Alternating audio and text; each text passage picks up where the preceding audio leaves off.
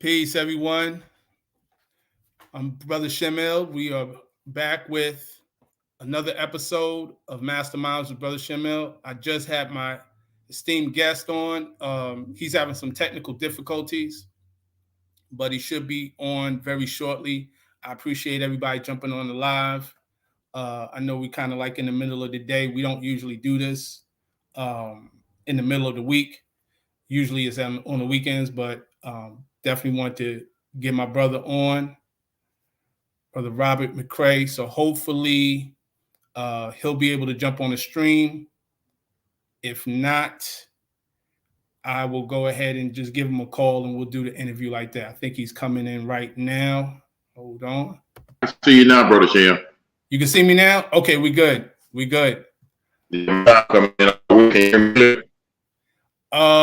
a little static. A little static. Put this back. I can hear you clear now. Okay, I'm just moving this stuff around. See what happens. It's a little bit better right now. I see you moving and everything. It's not freezing. Okay. You're good. Yes, sir. Yes, sir. So again, want to introduce everyone to my esteemed guest, Brother Robert McRae. He is the CEO of Live Alkaline Water, LLC. He is also the founder of the Alkaline Fest here in North Carolina. And I want to take the time out to just introduce. Okay. All right.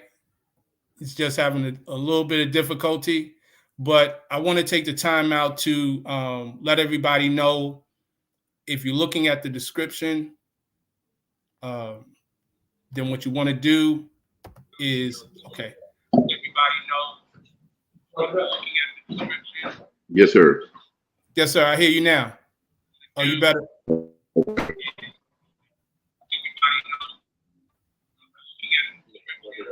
sir. Yes, sir. I hear you now. Okay, sound good. Okay, there's a little feedback, Noble. Yeah, I'm trying to see if I can come on through another line. Okay. Feedback. So I'll let you just introduce yourself to the people and let them know who you are and what it is you do, and we'll just take it from there. Yes, sir. My name is Robert McRae, also known as Chief MUL of the Nobles for Tamil.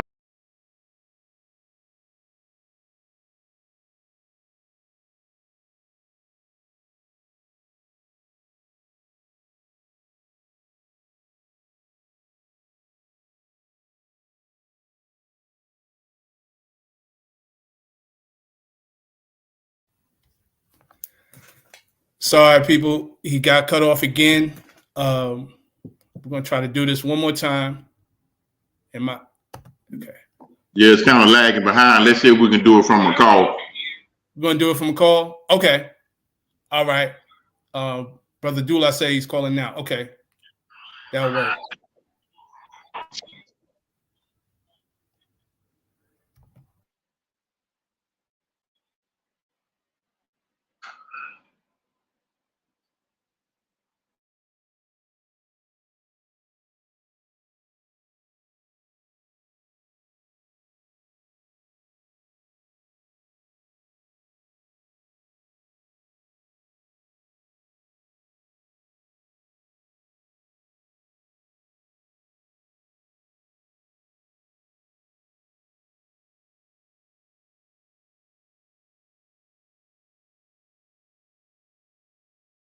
All right.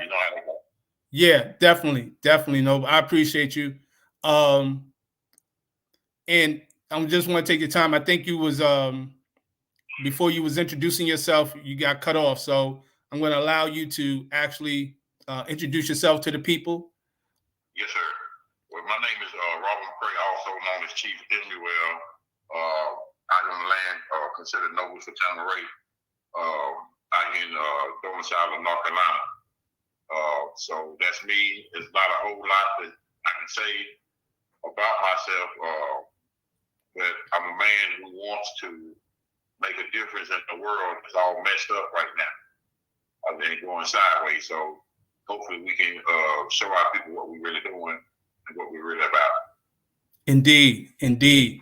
And just to give some backstory, you and I first came across each other, I think back in either 2010 or 2011. It was 2010. 2010. Yes, sir. Yes, I was in given an invite on a call. I joined in on the call, and you were speaking. You were speaking about this land in North Carolina, and Yes, and it was family land, and it's been in your family for many, many years. And I had the opportunity to come up there. Me and my good friend, our good friend Kush. Shout out to Kush. He's out there in South Carolina now. And we spent the weekend there. And you treated us just like family our first time coming up there. Yes, Never forgot that. Always appreciated that. And from then we've known each other. You've been to my wedding. We broke bread together. We was in the early stages. Had the opportunity to work with you on Nobles for Tama Ray. And since then you've gone on to do the great things you've done. If I may ask you, just based on our experience, when I first met you and when you were first doing what you were doing back in 2010, what was your inspiration to even do that? Well, wanted to see us as a people have a better life and seeking truth. You know, when a man seeks truth, you know, it'll take him on many journeys, many paths, many obstacles. But in reality, I wanted us to be better as a people, and I always questioned myself, why is it that we do things right, but we always lack? Right. It seemed that way, and I had an issue with that, and still even to this day have an issue with it. We can pray, we can fast, we can go to church, we can go to the synagogue, we can go to the mosque, whatever religious persuasion we have, we seem to put our heart in, but it seems that we're always last. So and that motivated me to want to say, okay, let me see what's really going on. Why are we last economically? Why are we last? And you look at our community, how the community is downtrodden. What is really going on? What is really happening? And once I really put my finger on it, then I started to really make a difference, not just with my family, but other families here and abroad. And that's what I'm doing now, because it makes a real difference and not just talk about a difference. Indeed, absolutely. Yeah, and I can attest, you've definitely been an impact on me, so much so. My first book that I wrote and published, which is called Land of the Free, that was inspired by me meeting you and the work we were doing on the land. Because to your point, you and I know of, many great movements that have been around from whether it's the Moorish Science Temple, Nation of Islam, the Nuwaubian Nation. And while all the intentions were good, we've never seemed to have our own. And even with the situation with Tama Ray in Georgia, how that was taken away. And one of the things you used to always talk about is us having the ability to be self-determined, live off the grid, grow our own food, have our own water. And that was the inspiration of that book, Land of the Free. How important do you see it being in terms of sustainable living for us as melanated people? Well, it's so important that right now I consider it to be high alert for us, because you can see what's happening with the food, you can see what's happening with the water, you can see what's happening when people can't pay their bills. You know, everything has went skyrocket, and everybody's in a race trying to make ends meet. And this is the thing that I always said, and to us, is that once we get off grid and be able to sustain ourselves, then we can take the very various natural resources that we have and start making what they want to call an income or monetizing what we have. Mm-hmm. And so, yes, I see that as being very, very important. Even back then, I still stand on those same principles. I never changed. My principles never changed. So that's the thing that I'm pushing and always pushing. Look, we're living in a time now that it's very important that we have to have our own food. Let's say we wake up in the morning and the grocery store is shut down. You ain't got no resources to get no food. You don't have the finance to get food. It's going to be a problem. It's going to be chaotic. So why not offset that while we have a chance? And that's what I always push and advocated is that, you got land, you got resources, you got finances. And I have shown and proven and stood on that. And even all up to this day. Indeed. And I know you can probably attest to it actually revealing itself to everybody during the so-called pandemic. What was it like for you? What was your experience? I know you was good, but in terms of you dealing with other people who were not as prepared, how was that experience?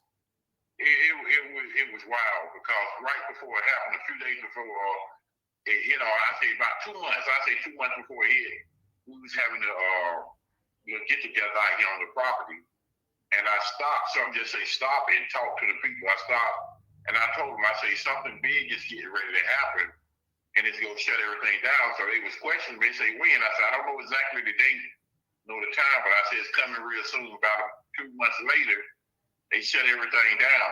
Mm. And I was getting all these phone calls, from everybody saying, how did you know it was going to happen? What did you see? What did you feel? And I always look at it. And Shem, you've been on me for a while, been on each other for years. I always look at it like this. It doesn't take a rocket scientist to see where we headed. And that's how I used to look at everything. Right. I look at it and say, oh, we already have a problem about 5 or 6 years from now because now they're going to start tampering stuff. I'm a very astute person when it comes to studying those before me, like Elijah Muhammad, Noble Drew Ali, Marcus Garvey, studying what Malcolm X talked about, even what Farrakhan talked about, even with all these other leaders, what Malachi York talked about. I studied those guys, and I even studied scripture real heavy, even though I don't talk about it as much as I used to. And it was always a telltale sign when something get ready to happen. One of the things that I understand and overstood is that when the enemy get ready to strike, he always brag and boast about what he's going to do, and that's how you know something is about to come up here in the next couple of months, maybe a week, maybe 2 months. Right. When it hit, like I said, even now the people are not prepared. 95% of the people are not prepared. We have to be in position to say, look, let's make this fall a lot easier for us as possible if we can.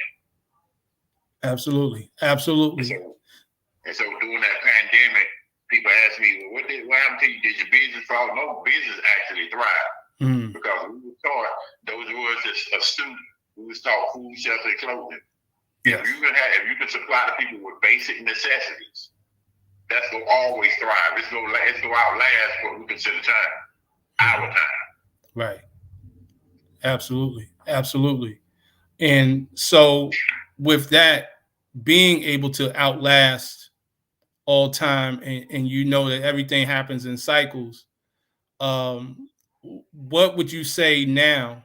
Because I know you always on the cusp of things that are about to come down. Yes, sir.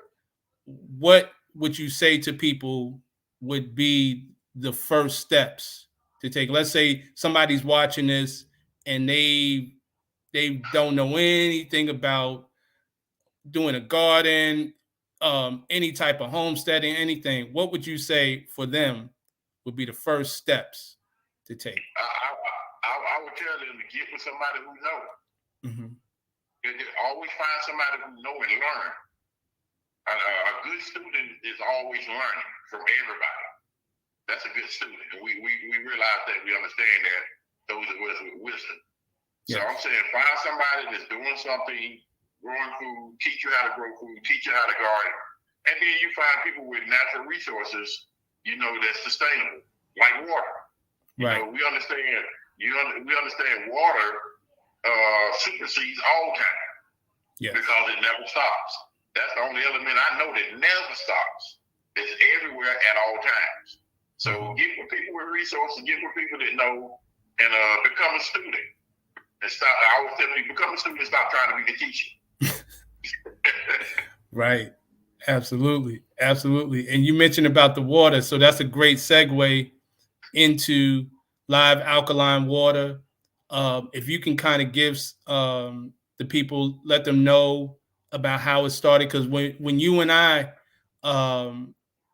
first met and you had the idea of this, I remember we was taking trips to Atlanta, bringing in gallons. At the time, it was called Superior H2O, and then it became live alkaline water. Can you kind of speak to that history, how everything, the fact of it being on your land and everything of that nature, if you don't mind? Yeah, I'll give you the short history. I had a great aunt that I was at a church service. This is how originally the idea came about. At a church service, and she stopped the church service. She came up to me and said, "You follow me." She told them to keep on doing what they're doing. And when she came outside and pointed out to the land, she said, "The blood of your ancestors are crying out for you. You are responsible." And at that time, being young, I didn't want that idea. Man, I'm like, this lady crazy. This old lady done lost her mind. But see, sometimes the elders that we consider elders are beings that were sent specifically to guide us into our divinity. And once you know where I ran to. I ran almost up there to Virginia. I was at Henderson. I was trying to get away from that responsibility. And that's that was where y'all came up. You and Brother Shem them came up, and brother Kush came up. Yes. And y'all came up and spent the night a couple of times up there. Yes. And we enjoyed what life was about. It was about living, trying to do something, learning, and being knowledgeable on what we know. So at the end of the day, when my great aunt told me to do that, I kind of ran for about 3 years. When the Most High got a call on you, you go come willingly or unwillingly. And I ended up coming, and we ended up calling it Superior H2O. And at the time, it was one of the brothers that was with us. I don't want to call his name, but he was with us. And he done some things he wasn't supposed to do as far as setting up the structure for the water to go out there. And he ended up getting in a little trouble with it and came back to me. And that's how I found out things weren't set up correctly because I trusted the brother to do his part. But after that, he couldn't use Superior H2O no more, or that particular label that we had, because it was a copyright infringement problem. And because he didn't set it up right, it fell back on him and not the organization itself. So I kind of got a little aggravating stress with it, even though I didn't show it. Couple of nights, I went to sleep, I saw it. The Most High said, "This is what you're going to call it from this point on. This is what I'm giving you." And so when I saw that, got up, trademark, ran with it. Hadn't changed the beat since. And that's kind of the short story of how it came about. And you're right, we used to do a lot of traveling. Even went all the way up to New York with this war. Yeah. So we did a lot of traveling, brother, and did a lot of things together as a people. Yeah. And I'm grateful and thankful for you. I'm grateful and thankful for you, Noble. And one of the things that in that experience that I realized was how powerful this water is. Now we're talking the early 2010s, right? And we're in 2024. I've seen people, I have to say, the people who were not as healthy become healthy. I'm going to use that term because I know certain people are watching. I ain't making no claims, but I bear witness to it. There was one instance where a young lady had a child, and her child was real young and was adverse to drinking water. They would not drink any water until they got a hold of the water from the land. That's right. I remember that clear as day.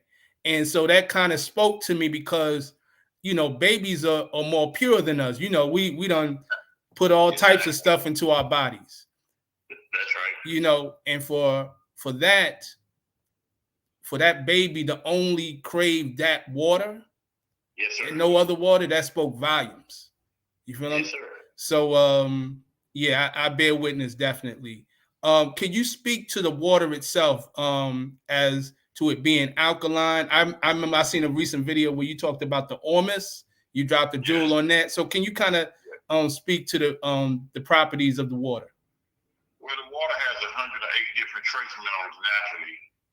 What most people don't know that because at the time I really didn't know that I'm sitting on 9 different color soils. You know, and each soil represents a mineral, and each mineral represents a particular color. So, and then when it got down to it, I looked at it. Then one of my brothers was pouring the water out on the concrete, and he looked at it. I looked at it. The water was swirling like that. Like what? We were like, what is going on with this water? And come to find out, it's structured water, and he had the water tested for ormus, and the water is full of ormus. And most people don't know what ormus is. Ormus is, if you look it up, it's called white powder gold. It's actually gold mineral that's naturally in the water. That's a healing mineral. That's why you, like you said, I can testify to what you said about the little young baby getting healed. Yes. That's what heals people.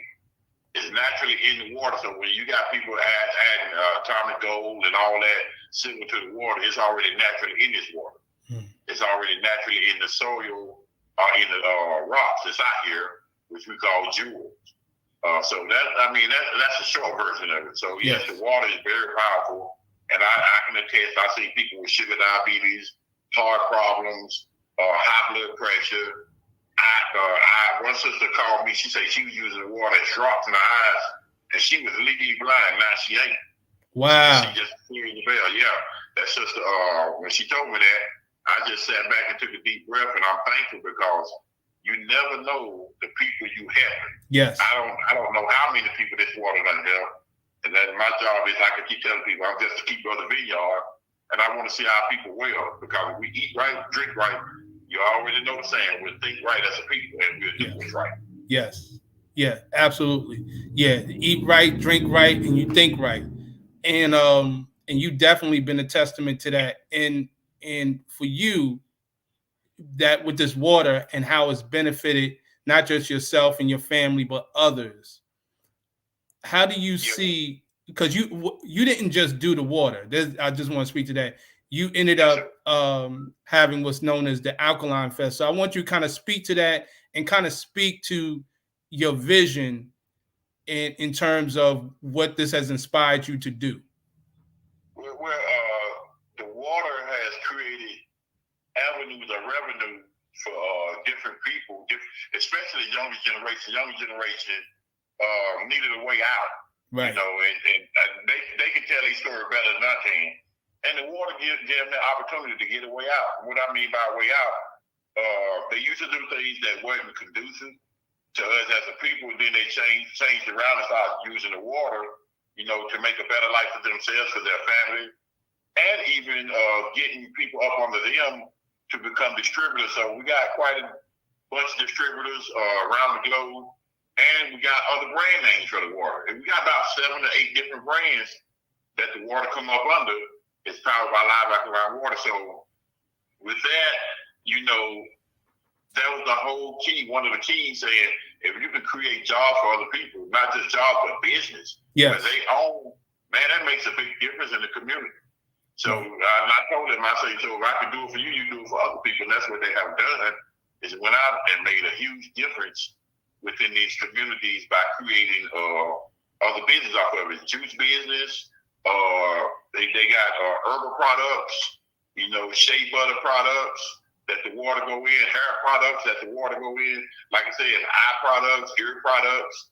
We got it all the way down to where we got water for dogs. Wow. So even the same results happen to the dogs are being healed, different animals are being healed. You know, I've seen some stuff that's very, very unbelievable unless you see it yourself. And I mean, it's something special with the land and with the water. And I'm gonna give you this story, Brother Shem. I remember me and my son, a couple of people was out here, and every night I would see this green light, and I couldn't figure out what the heck is this light about. And as a matter of fact, Shem, do you remember when y'all was burning grass? Yeah. Throwing stuff on fire, and the grass turned green. It was a green hue. Wow. And I was like, what in the world? But the minerals out here also does the same thing. It's got a green. We got rocks, and man, you put a light on, they glow in the dark. Wow. Literally, people have seen it, and these are factual. I'm not just talking. Yeah. So it's like the land is a place of healing. Yes. And from there, I wasn't going to open the land up because I kept it kind of quiet for a long time, for years, before we let the public start coming out. And met these young brothers, and they were doing their thing from Heavy Energy University, doing their thing. And they had asked me about, having an event. I said, well, I don't usually open up the land. We kind of keep it private, do what we got to do. But then, one year I said, well, let's go ahead and have the event out here. And so it started from there. We had the first one that was you had some people in the city, some people came out here, and it went from there. And now, man, you get about 2,000 people every year that comes to this event. This year, we're expecting at least 3,000, if not more. Yes. Yeah. And I mean, if you talking about seeing a site to see all your people in one area really enjoying themselves for 3 days, camping, fishing, walking trails, hearing artists talk, sing, perform. You got vendors out here. It's everything that we have been looking for. They get opportunity, to eat in the restaurant. Remember I talked about I wanted a restaurant on the land years ago. Yep. To be able to work out in the gym, got a health and fitness center. And we're looking at getting the grocery store. We're looking at putting up the meditation and birthing center. But it's all the process. When we're doing this, all based on the revenue coming from the water. Wow. That way we ain't taxing our people for financing. We ain't begging our people. Exactly. We're just taking the revenue that we do, and we do what we're supposed to do, and everything else start opening up for us. Indeed. That's beautiful. That is beautiful. I definitely want to come to the one this year. When is the next one for people? It's August the 2nd, the 3rd, and the 4th. Got it. That Friday, Saturday, and that Sunday. And I'm telling you, you don't want to miss it, brother. Trust me. Indeed. Everybody that has come so far has had a healing experience. I'm telling you, when it's over, some people are still an extra 2, 3, 4 days. Right. Just because. Yeah.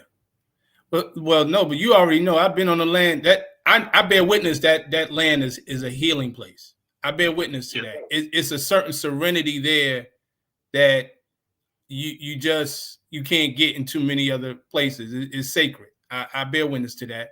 Absolutely. Yes, sir. Absolutely. Into the water that's on the land.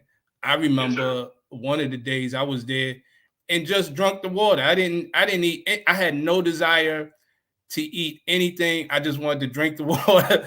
I was like, this was paradise for me. You know what I'm saying? And it was just land. I think there may have been one structure on the land, but it was just land back then. But the energy there is a beautiful energy. I bear witness to it. Absolutely.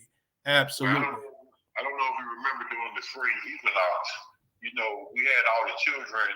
We had the sisters, the children, a lot of brothers, and they was going and getting in the springs. A lot of them actually getting in the springs, going out to the backside of the springs, getting in, walking around, enjoying it. I mean, it was just refreshing. And some people was going right there to cool off. They said, man, good God, we ain't never had nothing like this before. Yeah. And people testified on the radio show. I remember they said, man, when I drank that water, woo. and one sister said that when she was walking around, I never forget that sister, older elder, when we after the events and stuff, she said when she walked around the land, and I'm talking about late at night in the woods, and she said, this land is blessed. She said, the blessed Mother Mary was on this land. That's exactly what she told us. And I just took a deep breath and just listened. Yes. Yes. Absolutely. So I want to, with that, there's two questions. Matter of fact, I'm going to post this question up here. Question was posted by the Lock Life. First question is, how do you become a distributor of the water, and does it matter what state you're in? It doesn't matter. You can become a distributor if you get in touch with Born King at HeavyEnergyUniversity.com. He can kind of guide you through what it's going to take to become a distributor. Or you can call Rainbow Water, get in touch with Rainbow Water, which you can go online and find them. and they can tell you what it's going to take to become a distributor. There you have it. So Rainbow Water. Right now, we in about 17, maybe 18 different states. Okay. And right now, working on 2 different countries in Africa. Wow. Okay. Powerful, powerful. So there you have it. Rainbow Water. Also, go to heavyenergyuniversity.com. Shout out to the brothers behind that. On King. Absolutely. Shout out to them. And also, so yeah, that's where, is that also the site where we can get the information on the Alkaline Fest? Yes, sir. Okay. If you go to heavyenergyuniversity.com, because they the coordinators of it, of the Alkaline Festival. You know, they told me I need to stay out the way. Understood. They don't want too many people being too close to me, and I can understand that, security purposes. Yeah, absolutely. Yeah, you definitely ought to be protected, because what you're doing is very vital to the people. You know, like water is life. Water is definitely life.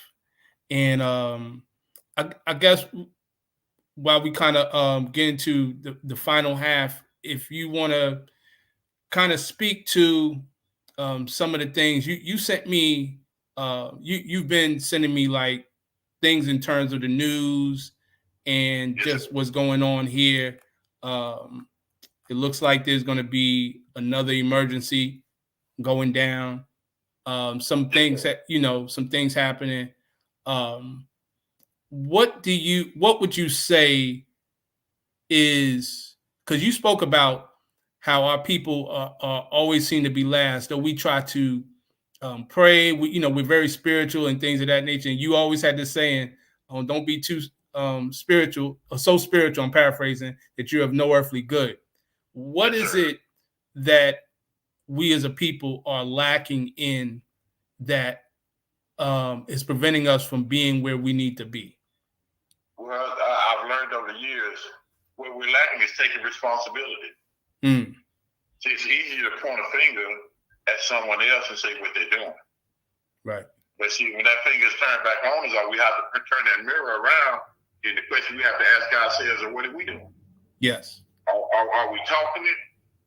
Are we just talking it? Or are we going to walk it? Right. So I'm saying to us, let's stop talking and walk this walk. Now, is it going to be an easy walk? No, because it's the road that's been less traveled. So that means we're about to clear out the debris. We may have to scoop up some stuff, throw some stuff to the side, but at the end of the day, is it worth it? I can bear witness. It's very much well worth it. Yes.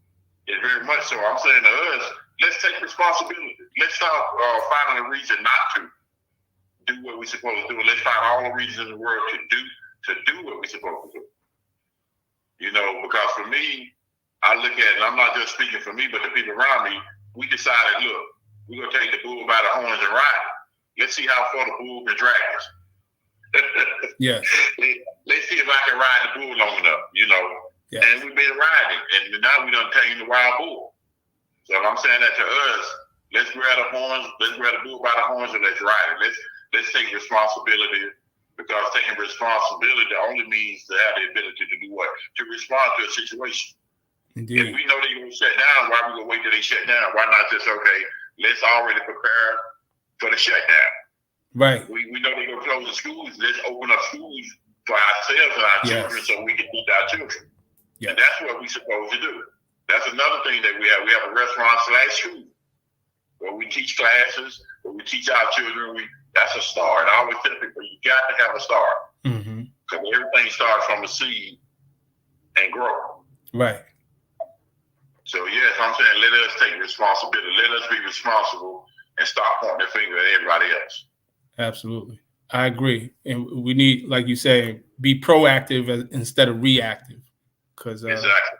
Yeah, we definitely have too much of that.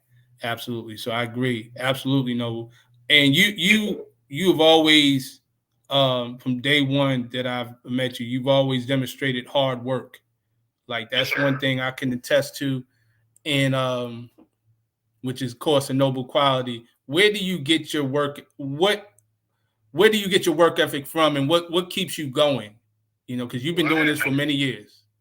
I had grandparents, You know, I had grandparents that used to get us up every Saturday morning, and before we can look at TV, look at cartoons, they used to tell us, no, you're going to have to go out here and cut the grass. You got to do. I was a big Bruce Lee fan back in the day. You know, and I always want to get them cartoon karate pictures come on Saturday. Yeah. So in order for me to watch them, I had to have everything done. And she said, well, now we got to go somewhere and cut grass. And I used to cry about it. But the very thing that I cried about was the very thing that I ended up doing, getting mowing contracts, getting cleaning contracts, you know, stuff like that. I had a business, janitorial service, all that, doing the same thing that I cried about. Made plenty of money. You know, made plenty of money doing it. And I'm saying my work ethics came from my grandparents. My grandparents were hard workers. Yeah. My grandfather, man, he took care of at least 3 generations of children. You know, his children, his grandchildren, his great-grand, almost to the great-great-grand. Wow. And he never stopped until he closed his eyes. And so, you know, I looked at that, and that was the honorable thing to do, is to, you know, take care of your family, take care of the people that take care of you. You know, that's what we're supposed to do. And we are, you know, I'm saying, help me, help you, help yourself. Right. You know, that's how we're supposed to do it. And I encourage everybody to do the same. You know, start looking at, you know, where we lacking, where we slacking, and tighten up. You know, we as you get older, sometimes, you know, you slack a little bit, but we got to tighten up and, you know, get back to those work ethics. You know, nothing for nothing leaves nothing. If you ain't put nothing in the ground, don't expect nothing out. Absolutely. You got to plant those seeds, not only literally, but figuratively as well in life. Absolutely. Yeah, that's right. Yeah. And so I mean, and I'm just saying, I mean, I'm still encouraging us, you know, let's do it. There's nothing too hard that we can't do.